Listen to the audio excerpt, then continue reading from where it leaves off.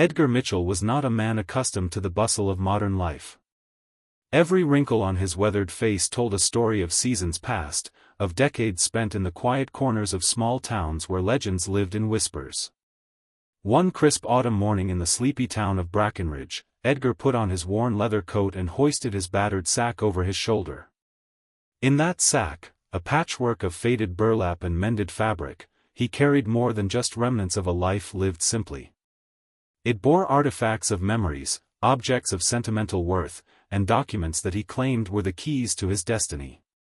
With slow, measured steps and an almost imperceptible limp born from years of labor on humble farms and dusty roads, Edgar set out on a journey that no one in Brackenridge would ever forget. The town's inhabitants, mostly busy with morning routines and gentle gossip, hardly noticed the old man shuffling along the sidewalk. Children on their way to school pointed curiously at his ragged appearance, while shopkeepers exchanged knowing glances over the rims of spectacles. There was something mysterious in his slow gait and the way his eyes darted back and forth, as though scanning for something, or perhaps someone, lost to time. The destination of his journey was as singular as it was unexpected, the local bank, a building that symbolized the modern world's rigid order and cold precision. Everyone in Brackenridge knew the bank for its imposing granite facade, its brass doors polished to a sheen, and the efficient tellers who greeted customers with practiced smiles. None of them could have guessed that on this particular day, the bank would play host to a story that would shake their perceptions of ownership, legacy, and the very meaning of wealth. Edgar arrived at the bank's heavy, oak front doors just as the morning light was growing crisp and focused. The patrons, already queued up inside, cast puzzled looks as he pushed open the door with a creak of ancient hinges. The bank's security guard, a young man by the name of Trevor, eyed the newcomer warily. Edgar made no effort to hide the sack slung over his shoulder, nor the determination in his eyes. Without a word of preamble, he strode purposefully towards the bank manager's desk. A ripple of uneasy reactions passed between the teller windows as murmurs ensued and the atmosphere tensed. The bank manager, Ms. Lydia Caldwell, a professional in her mid-40s with a calm and assured voice, leaned over her desk as Edgar almost ceremonially laid his battered sack on its polished surface. The room fell silent, punctuated only by the soft hum of the air conditioner and the scratching of a pen against paper as someone hastily scribbled notes on a legal pad. "Good morning," Edgar began in a voice that trembled slightly but had an unmistakable hint of conviction. "I am Edgar Mitchell. I come bearing something that will change your lives and redefine the ownership of this institution." His voice continued, clear and unwavering. "This sack, dear madam, contains the documents and the very proof of ownership of this bank. I have with me the deed to this building, signed in a language you have long forgotten, and sealed with the emblem of true legacy. Today, I claim what is rightfully mine." The manager's eyes widened as she exchanged incredulous glances with her assistant and the gathered onlookers. A few stifled chuckles turned into outright laughter. They were startled by his absurd claim, an old man claiming ownership of a bank simply with a bag and a few scrap pieces of paper. And yet, behind the laughter lay something indefinably unsettling.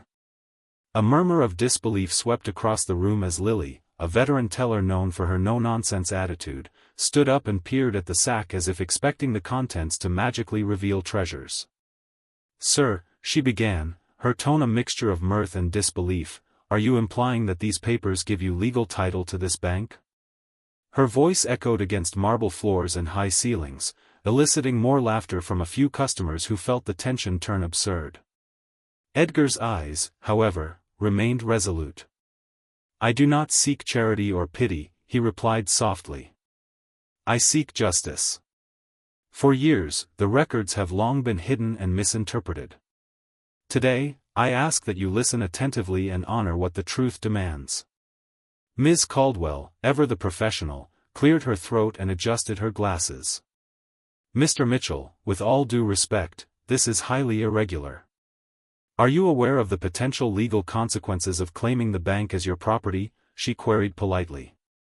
"I have documents that trace back to a forgotten era," Edgar explained, "when the foundations of this town were laid not by ruthless capitalists, but by men and women of heart and honor. The bank's origin, its very first deed, was forged under circumstances that have long been distorted by greed. I have preserved the authenticity of that deed, and today, I stand here to reclaim what was always meant to be mine. His voice trembled with the weight of a story untold, and despite the incredulous laughter, his eyes shimmered with the gravity of his earnest claim. What followed was a flurry of activity that transformed the bank's atmosphere from mockery to a frenetic urgency. A recording of the unfolding events soon made its way onto local radio shows and online forums, and within hours, the story of Edgar Mitchell spread like wildfire throughout Brackenridge. Many dismissed it as the fanciful ramblings of a senile old man, while others saw in him a relic of a bygone era, calling into question the legitimacy of the bank's claims. The bank's board of directors, upon learning of the incident, convened an emergency meeting. Outside, a small crowd of curious townsfolk gathered on the steps of the bank, their faces a mixture of amusement and skepticism. Few of them had ever seen Edgar Mitchell up so close before, and even fewer could fathom that he might indeed have something of significance within that ancient sack. In the days that followed, as legal experts, historians, and journalists descended upon Brackenridge, Edgar found himself thrust into an unexpected spotlight. He was interviewed by local television, his story captured in grainy footage as he solemnly recounted how he had inherited the documents from a mysterious relative, a man whose life was shrouded in rumors of altruism and rebellion against commercial corruption. This deed, Edgar would say, smoothing out a wrinkled paper as if it were a precious tapestry, was written with ink mixed with the blood of truth and sacrifice. It tells of an era where banks were built not to enrich the few, but to serve the common good of all citizens. As journalists pored over the contents of his sack, experts from archiving centers started to analyze the parchment, looking for signs that it was indeed older than any record in the bank's vaults. What they discovered sent ripples of astonishment through the media. There were unusual markings, paired with archaic signatures that did not match any known records. In hushed academic circles, whispers arose that Edgar's documents might indeed have a historical pedigree that could reshape the understanding of Brackenridge's financial evolution. Meanwhile, inside the bank, Miss Caldwell and her team struggled to maintain order and control. The once stolid institution, now rattled by the prospect of a claim from an elderly outsider, became a stage for heated debates, legal memos, and a frantic search for any alternative evidence that could disprove Edgar's assertions. Law firms were consulted, and the bank's legal team, confident in their long-held ownership of the building, immediately set forth to challenge the claim in court. However, as the investigation deepened, even the most adamant executives began to feel the weight of uncertainty. Were there cracks in the records? Had history been twisted, deliberately or otherwise, to secure control over something that might have belonged to someone else all along? Edgar, for his part, took each new development with an air of quiet dignity. He wandered the town square every morning, his sack ever present at his side, greeting passers-by with a gentle nod and a soft, almost imperceptible smile that suggested he knew secrets beyond the comprehension of the modern world. He stayed at a small boarding house on the edge of town, where the innkeeper, a kind-hearted woman named Mary Ann, offered him tea every afternoon and listened intently to his nostalgic recollections of a time when promises were kept, and honor was the bedrock of society. Mary Ann, who had known Edgar for years, described him as a keeper of old treasures and even older memories. She recalled the days when townsfolk would gather in the modest community hall to hear Edgar recount tales of his youth, of battles fought not with weapons but with words, of a generation that believed in the sanctity of every commitment made. His stories, though steeped in the haze of long-ago times, resonated with those who yearned for the simplicity and integrity that seemed all too rare in the modern era. The legal wrangling began in earnest when a local judge, intrigued by the mounting evidence and the historical significance of the documents, agreed to hear Edgar's claim in a preliminary hearing. The courtroom was packed with local residents, journalists, and even curious onlookers from neighboring towns. The judge, a middle-aged man with a reputation for careful deliberation, listened carefully as Edgar laid out his case. With slow, deliberate gestures, he presented his sack and its contents before the court. "Your Honor," he said, "I am not seeking to create chaos, only to correct an error that spans generations. These papers belong to the foundation of this bank, a foundation built on trust and an unyielding commitment to community banking. They were taken from those who originally meant to serve the people and handed over to a system that has long lost sight of its purpose. The judge's eyes flickered between Edgar and the legal teams representing the bank. A palpable silence descended as the gravity of the old man's words and the weight of history mingled in the charged air. Opinions were divided. Some believed that Edgar's claim was a fanciful digression of a mind adrift, while others saw in his words a spark that could expose deep-seated corruption and historical oversight. As the legal battle intensified, unexpected alliances formed. Local historians rallied behind Edgar, publishing articles and holding community seminars about the true origins of Brackenridge's financial institutions. They argued that in a time of rampant modernization and profit-driven motives, reclaiming a portion of the past was not only an act of legal rectitude but also an affirmation of the town's long-forgotten values. One renowned historian, Dr. Helena Ortiz, lent her voice with passion and clarity. In every line written, every seal affixed on these documents, there lies an echo of a simpler time, a time when banks were not monuments of greed, but institutions of hope and communal progress. To discard such evidence as mere relics would be to erase the soul of our society. Such pronouncements stirred the hearts of many residents who had grown increasingly disillusioned with what they saw as a soulless modern corporate order. In gatherings at local diners and community centers, heated debates were held, where the old man's claim became emblematic of a broader struggle for a return to values that had been eroded by the relentless pursuit of profit. Meanwhile, in the bank's gilded halls, Ms. Caldwell found herself grappling with a dilemma that went far beyond legal technicalities. The bank, with its long history of steady profitability and unyielding pride in its conservative practices, was now forced to confront a narrative that questioned its very legitimacy. Behind closed doors, board members and executives pored over archival records and old ledgers, seeking to either discredit Edgar's papers or find any hint of truth that might have been overlooked. It was during one such late-night session in a high-rise meeting room that a junior archivist discovered an anomaly, a discrepancy in the signature on the original deed compared to subsequent reissues. After weeks of careful cross-referencing and consultations with external experts, it became increasingly difficult to dismiss the possibility that the bank's foundational documents had been altered in a time when money and influence reigned supreme. The revelation sent shockwaves through the institution, prompting internal reviews and a series of emergency meetings that spanned several restless nights. At the same time, Edgar continued his quiet campaign for what he believed was a restoration of justice.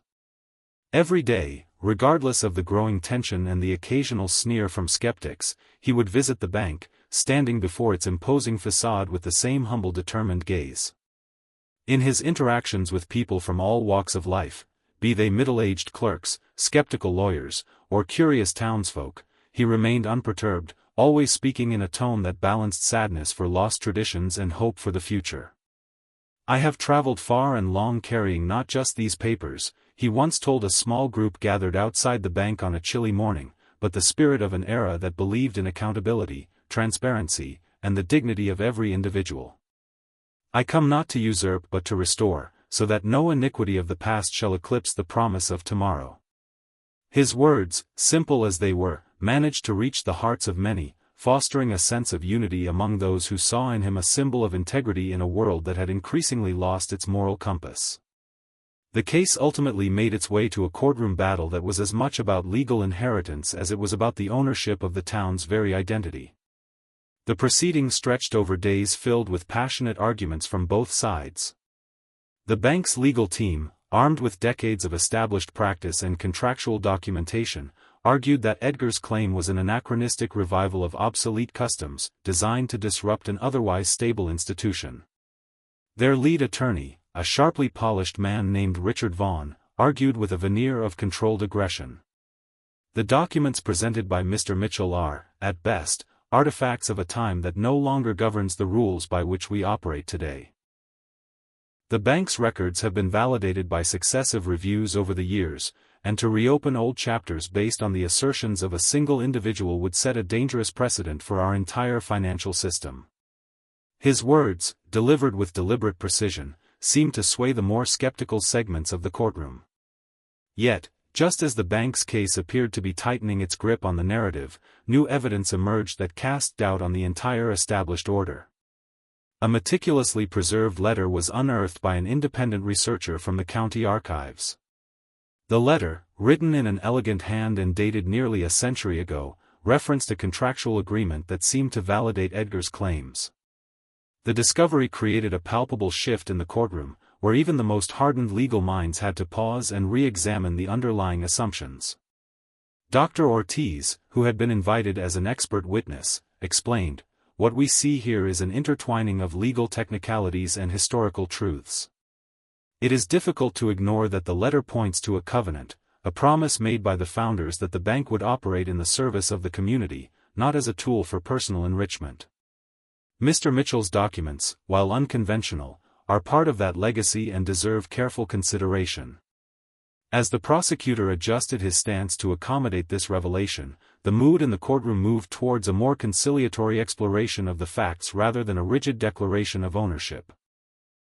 Throughout the trial, the media played a dual role as both critic and champion. Headlines oscillated between dismissive derision and reverent admiration of Edgar's quest. Editorial cartoons depicted a frail old man valiantly brandishing a giant sack against the towering edifice of the bank. Talk shows across the region invited legal analysts and sociologists to debate the broader societal implications of a case that seemed to straddle the line between myth and legal reality. In many of these discussions, Edgar's dignified presence and measured speech brought to mind the possibility that sometimes the worth of a legacy is not measured solely in dollars and cents but in the values it embodies. His struggle was recast as a litmus test for how society treated its history, its weaker voices, and its collective memory. As the final arguments were presented and the judge retreated to deliberate on the case, the town of Brackenridge held its collective breath. Days passed in a state of tense anticipation, inside the bank, in the courtroom, and among the townsfolk who frequented the little cafes and bookstores lining the main street. It was during one such evening, a cool, starry night, that the judge returned to deliver his verdict.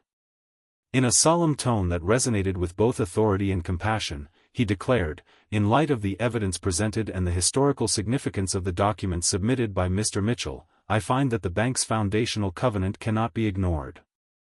This institution, built on the promise to serve the community, must in some measure honor the legacy that has been brought forth today. Therefore, I rule that Mr. Mitchell's claim, while not entirely transferring all ownership rights, calls for a re-examination and rebalancing of the bank's mission as it relates to its origins. The established records are to be reviewed and, if necessary, amended to reflect the spirit in which this bank was originally founded." His pronouncement, met with stunned silence at first and then tentative applause from a portion of the courtroom, signaled a triumph not merely for Edgar but for an entire community that had long yearned for a reminder of its forgotten roots. In the aftermath of the ruling, a transformation began to take shape both within the bank and throughout Brackenridge. The case had forced the institution to confront its past and re-emerge as something more than just a monument to accumulated wealth. Under the new directive mandated by the court, the bank established a committee comprising local historians, legal experts, and community leaders to audit the founding documents and ensure that the bank's practices were aligned with its original covenant of serving the public interest. For many, this was a rebirth, an opportunity to forge a deeper connection between the institution and the very citizens it was meant to empower. Richard Vaughn, the bank's lead attorney who had once ridiculed Edgar's claim, was among the first to express a reluctant admiration for the old man's perseverance. "It's not every day that one witnesses the past confronting the present in such a definitive manner," he admitted during a press conference. "We must all learn that the lessons of history are sometimes delivered in the most unexpected packaging." Edgar himself, after having borne the weight of public scrutiny and legal adversity, found moments of rare solitude. Late in the evenings, he would sit on the steps outside the bank whose destiny had been irrevocably altered by his steadfast resolve, and watch the twilight descend over Brackenridge. In those quiet moments, with only the soft whispers of the wind and the occasional rustle of dry leaves for company, he allowed himself the luxury of a smile. For Edgar, it had never been about personal gain or material wealth. It was about preserving the memory of an era when trust and honor were believed to be more valuable than gold and stocks. That simple truth had carried him through years of loneliness and obscurity, and now, as he observed the slow rebirth of an institution, he felt that his long-endured journey had at last reached a meaningful conclusion. In the months that followed, the bank underwent significant reforms that endeared it to the townspeople. A portion of its profits was allocated to community projects and educational programs, and regular public forums were held in which citizens could engage directly with the bank's leadership. The institution that had once been perceived as a fortress of financial elitism was gradually recast as a guardian of the collective good. The story of Edgar Mitchell, the old man with a sack who dared to claim ownership, became an enduring symbol of the power of conviction to unearth truths long buried under the accumulation of wealth and bureaucracy. It was a narrative that resonated with people of all ages, the working man who valued honor over profit, the community that yearned for its forgotten roots, and the establishment forced to reckon with its own muddled identity. Edgar's legacy, however, extended well beyond the legal and institutional reformation of the bank. His personal tale was chronicled in local memoirs, shared at school assemblies, and even adapted into a modest theatrical production that toured small towns throughout the region. In every retelling, the core message remained simple yet profound, that even the most unassuming individual, when guided by honor and a steadfast commitment to truth, could challenge the status quo and inspire transformative change. He was invited to speak at events where he shared the story of his youth, of a world in which promises were sacred and every transaction was an exchange of trust. In these talks, he explained that the sack he carried was a tapestry of his life. Not merely a container of old papers but a repository of dreams, regrets, triumphs, and the unwavering belief that every human being had the right to reclaim what was theirs in spirit if not in letter. As fascination with Edgar's claim waned from the relentless news cycles of modern media, the impact of his actions continued to ripple through the fabric of Brackenridge's society. The bank, under its new commitment to community values, became a model for similar institutions across the county. Other banks began to review their own histories, seeking to re-establish a connection with the communities they served rather than simply basking in the glow of profit margins.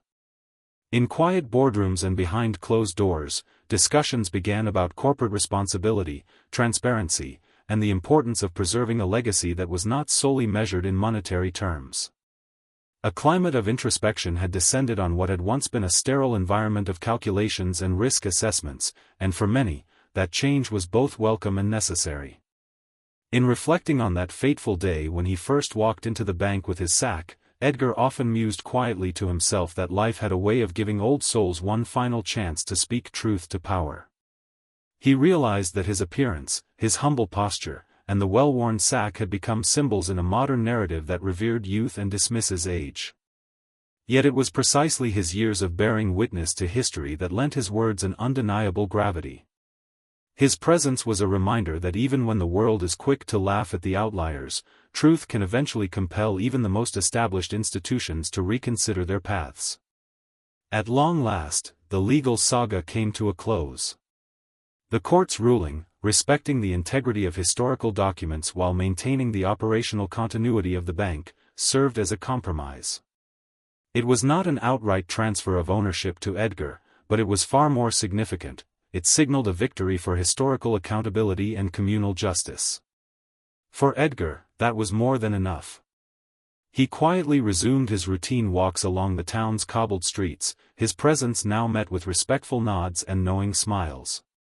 The old man with the sack had become a quiet guardian of Brackenridge's heritage, a living reminder that every community's heart beats with the legacy of its past even as it forges a new future. In conversations with Marianne at the boarding house, Edgar often reflected on the irony of the situation. "They once laughed at me when I walked in, dismissing my words as the ramblings of an outdated mind," he would say, his tone gentle yet imbued with quiet pride. "But in the end, the very thing they ridiculed has forced us all to look closer at what truly matters, the spirit of the people, the promise of equity, and the lessons that are buried within our shared history." Marianne, always soft-spoken yet wise to the rhythms of human lives, would respond with a gracious nod, adding, "Perhaps it's not a matter of who owns a building, but who owns the soul of a community." In those moments, beneath whispers of night falling over Brackenridge, the old man and the innkeeper found solace in the realization that every era has its unsung heroes, those whose simple acts of conviction reignite the flame of hope that endures far longer than any crown of gold. Years later, when the bank's revised policies and renewed commitment to community service were fully embedded in the town's identity, Edgar's story became part of Brackenridge's folklore.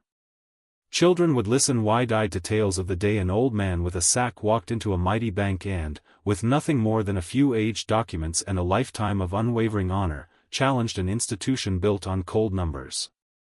Elders would nod sagely as they recounted how that day had awakened them from a complacency that had long dulled their sense of purpose. And as time continued its steady march forward, the bank staff, once beleaguered by the scandal, came to appreciate that the seemingly disruptive presence of Edgar Mitchell had, in fact, given them the opportunity to remember that the true foundation of any institution is not only in paperwork or profit margins but in the human spirit that inspired its creation. Now, as twilight draws its soft veil over Brackenridge, one can still see the figure of an old man sitting on a bench near the bank, the battered sack resting at his feet. His eyes, half closed in quiet reflection, seem to gaze not at the present but far back into the annals of time, where truths are carved into the hearts of those who dare to stand up against injustice.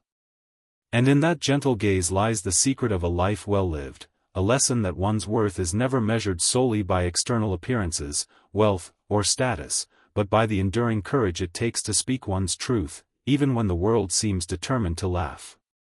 Edgar Mitchell's claim may have started as an oddity, an absurd interjection into the proceedings of modern finance, but it evolved into an event that transformed the very soul of Brackenridge. It reawakened a collective conscience, encouraging the people of the small town to question not only the ownership of one building but also the ownership of their destiny. In a world where laughter is often the first response to the unfamiliar, Edgar's quiet persistence became a call to listen to the echoes of a time when integrity, honor, and dignity were not negotiable commodities but the heartbeat of a community. And so, as the sun rises and sets over Brackenridge, enveloping the town in hues of hope and remembrance, the legend of the old man with a sack endures. It reminds us that history is not static but an ever-evolving dialogue between the past and the present. It teaches that sometimes, the most profound changes come not with the roar of modern revolutions, but with the gentle, persistent voice of someone who refuses to be ignored. Even when they laughed at him, those who once scoffed could not escape the long-lasting imprint of his courage, a reminder that the truth, no matter how quietly it is spoken, has the power to challenge even the mightiest fortresses built on inheritance and indifference. In that enduring legacy, Brackenridge found its true wealth, a wealth measured not in dollars, but in the collective memory of a community that had dared to demand accountability and authenticity. Edgar Mitchell's journey, marked by the curious blend of humor and gravity, is etched into the fabric of the town's history. And every time the bank's doors swing open and closed, every time a new customer steps inside and hears a whisper of the past, they remember that on one unforgettable day an old man with a sack came forward to remind them that true ownership is defined not by legal documents alone, but by the spirit, determination, and unwavering commitment to justice that resides in every heart. Thus concludes the remarkable tale of Edgar Mitchell, an unassuming guardian of history who transformed ridicule into redemption and proved that sometimes, even in the most unlikely of claims, the truth finds a way to be heard above the clamor of the present. His story remains a testament to the power of perseverance, to the enduring legacy of integrity, and to the timeless truth that every individual, regardless of age or circumstance, can reshape the world if they dare to carry the weight of history in their sack and the fire of conviction in their hearts.